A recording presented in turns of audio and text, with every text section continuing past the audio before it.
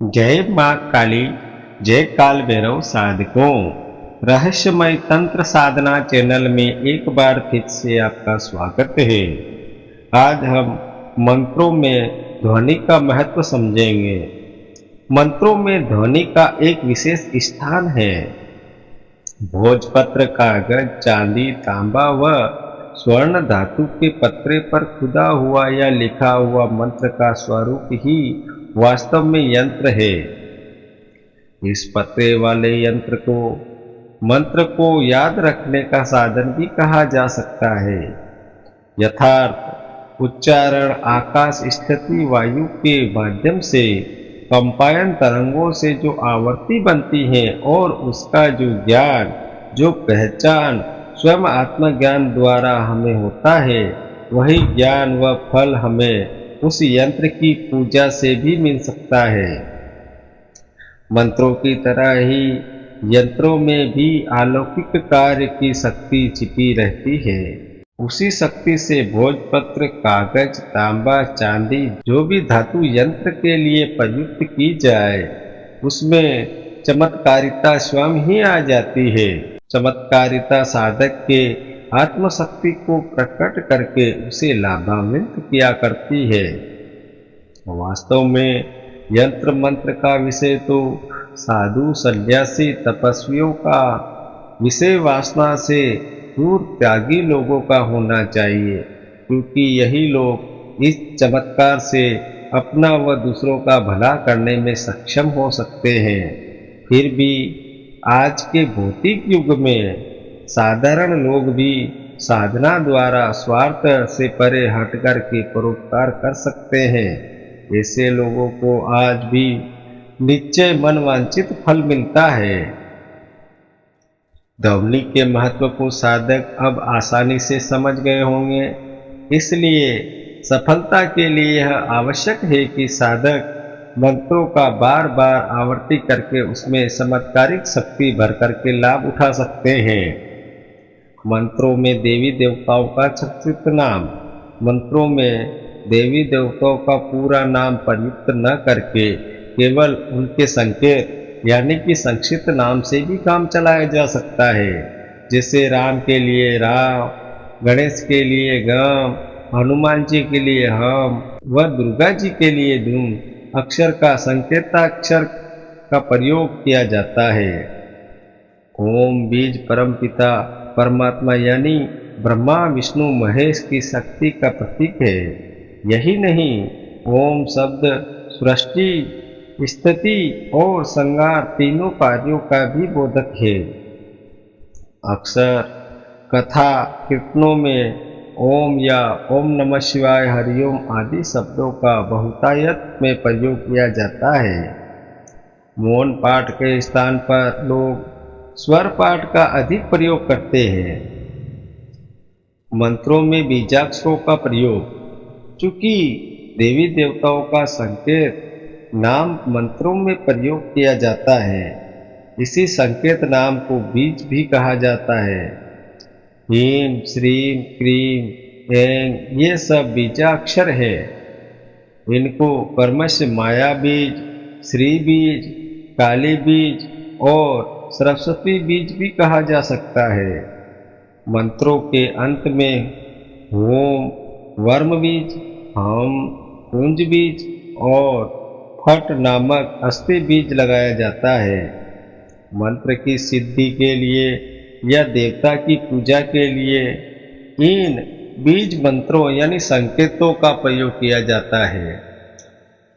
यूं भी कह सकते हैं कि बड़े मंत्रों के प्रतिरूपी ये बीज मंत्र या संकेत मंत्र बनाए गए हैं ताकि जप में कोई कठिनाई न आए।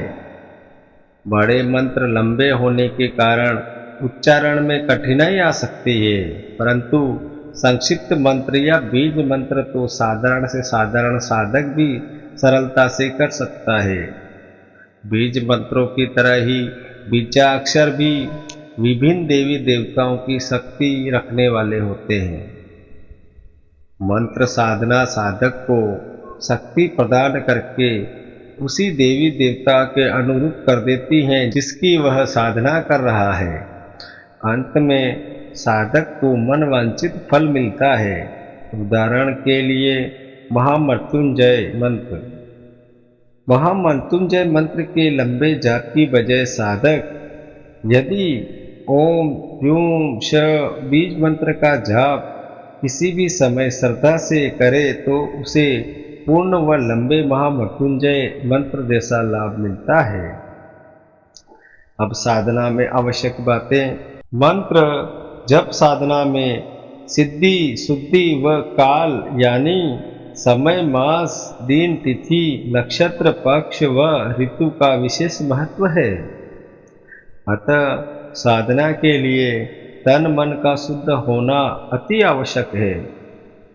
ग्रह वस्तुओं का ग्रहण व त्याग वस्तुओं का त्याग तथा संयम में रहकर स्नान ध्यान करके ही साधना का हित हो सकता है और साधक की साधना संपूर्ण हो सकती है, अन्यथा अहित भी संभव है।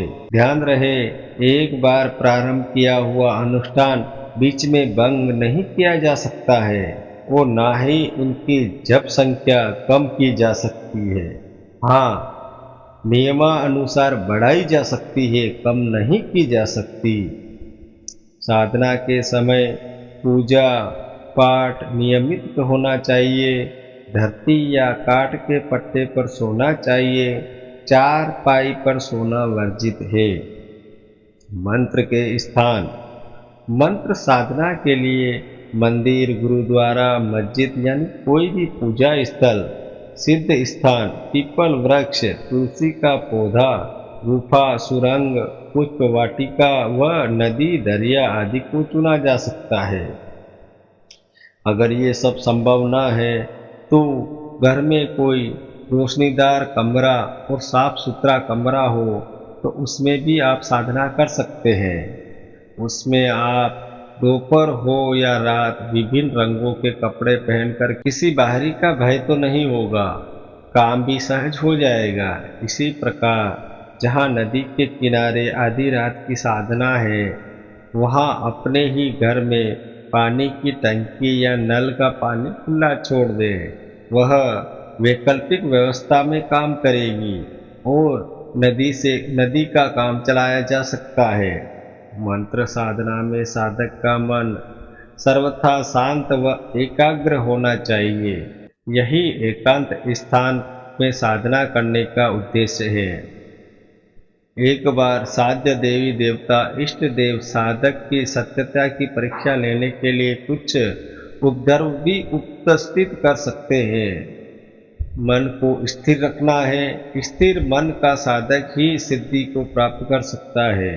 साधना के लिए साधक को अपने इंद्रियों व तन मन पर पूर्णतः नियंत्रण रखना पड़ता है। साधक की जरा सी भी चूक चंचलता साधन के हित का अहित भी कर सकती है।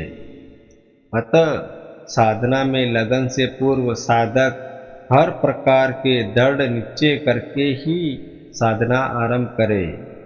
यह कहना नहीं चाहिए कि साधना करने का काम खांडे की धार पर चलने के समान है, यह आप सबको पता ही होगा। नियंत्रण साधक भगवान की कृपा से स्वयं मंत्रमय हो जाता है। मानसिक जाप से उसे स्थूल से सूक्ष्म की ओर ले जाया जाता है, भौतिक सुख से आध्यात्मिक सुख की ओर ले जाया जाता है। साधना की सफलता के लिए साधक की अंत चेतना का जागृत होना भी अत्यंत आवश्यक है।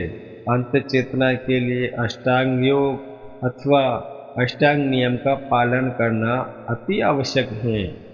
चलो आज के लिए आज इतना ही। अब आने वाले वीडियो में मैं आपको बताऊंगा अष्टांग योग के बारे में, मंत्र साधना व माला व आसन प्रयोग के बारे में, साधना के आसन व उनका कीलन के बारे में। तो मुझे आज के लिए आज्ञा दीजिए। मिलते हैं नेक्स्ट वीडियो में। जय काल भैरव, जय महाकाली।